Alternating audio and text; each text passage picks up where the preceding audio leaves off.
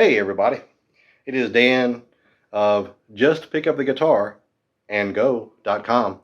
If you head on over to Just Pick Up the Guitar and Go.com, you'll get a free course. You'll get added to my mailing list. You can unsubscribe at any time, and I will let you know when I put out new lessons and all kinds of stuff like that. I want you to like, subscribe, and share the channel as well. But you know how YouTube is. You know how social media is. You may not be notified whenever something new comes out. So I send out emails every time I put out a new lesson. I also got paid stuff out there that you might be interested in. I got some great stuff on my Patreon, which is also patreon.com/justpickuptheguitar and go. So if you head on over there, you get all kinds of cool stuff as well.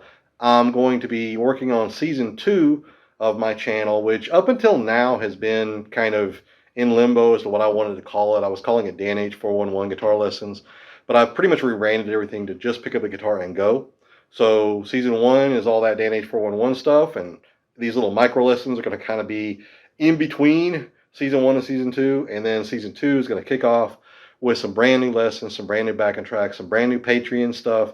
Just in case you're wondering what's going on with all that, it's happening, it's in the works, and I'm doing these kind of off the cuff lessons in the meantime, just to make sure I get the content out there, because I know you want to see the lessons and I want to keep putting stuff out there for you.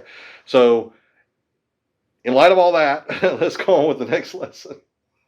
So we're doing everything off the major scale. We talked about the first position of the major scale, the second position of the major scale, the third position of the major scale. Now we're moving into the fourth position of the major scale, which is going to sound like this. That's a little jazzy chord. This is not something I would use. I mean, never say never, right? But it's probably not something I would use in the kind of music that I put out, because I put out rock and metal music and things like that. But this is a C major 7 chord, and if you look real closely, a regular C major chord would look like that. Sounds almost just like it, but it's almost like it's inverted, right? So again, I'll put that on the screen for you, and so you can see what it looks like. But that's basically it. And what are we going to use this over?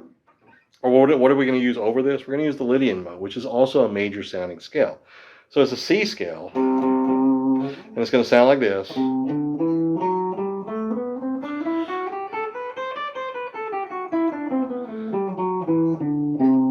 we can go to the major scale for that, or the major chord for that. Or we can go to that new chord that we're learning today, right? That C major 7 chord, which has got a little bit more, I don't know, it just sounds jazzy to me. It sounds like something you'd hear like a big band.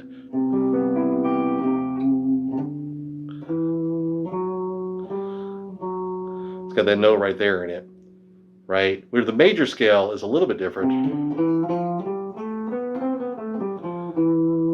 And of course, it uses a lot of the same notes, but it's just a little bit different, right? It's just a little bit different.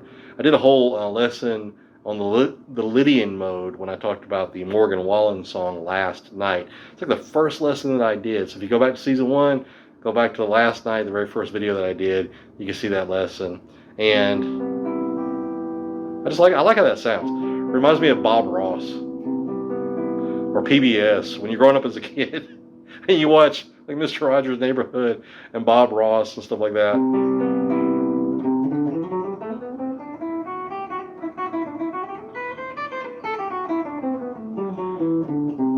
Happy little chords. Happy little chords. But anyway, it's found within the Phrygian scale, which is kind of cool. If you go back to the, what is it, the B Phrygian. Oops. Oops again. That we talked about that one in the last lesson, right? But you go up to that next chord. Oops.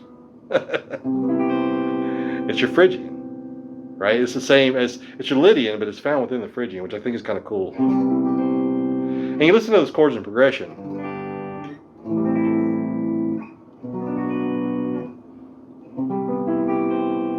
They sound kind of cool, right? They sound kind of jazzy. And that's something you can think about as you're looking at these little micro lessons, is taking all these chords, learning all these chords, and then learning the scale shapes, and then finding, what do you call it? Different ways, different patterns of putting those scale shapes over top of these chords. Which one do you start with? Which one is your key signature? Which scale do you use kind of to define it? And things like that. There's just all kinds of stuff in here. It's an endless, journey that you could be on.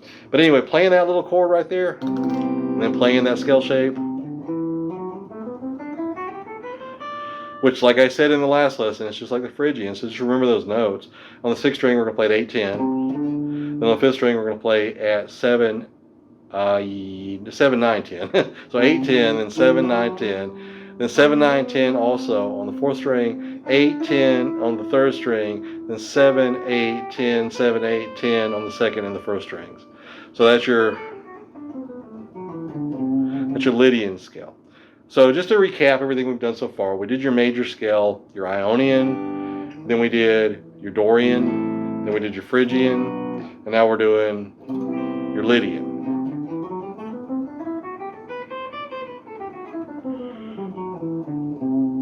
Which resolves back to Lydian just fine. But if I played all of this in major, going back to that G major, because again, these are the positions of the G major scale. If I went all the way back to G major and I played that shape,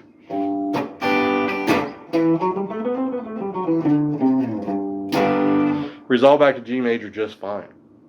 So again, just thinking about it in terms of how do the scale shapes fit over top of different chords, and not necessarily trying to 100% understand the why right now, because when we're playing intuitively, understanding the why isn't always necessary.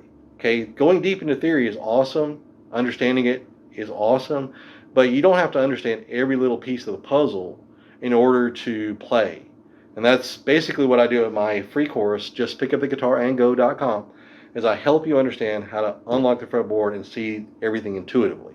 So the scale shapes are in a circular fashion. The fretboard itself is, even though it's a straight line, it's really a circle, right? Because we can go up and down the fretboard in a circular way, and we can train our fingers to go where we want them to on the fretboard intuitively. And do you need to know that that was a C major 7 chord in order to understand how to play that way? And the answer is no.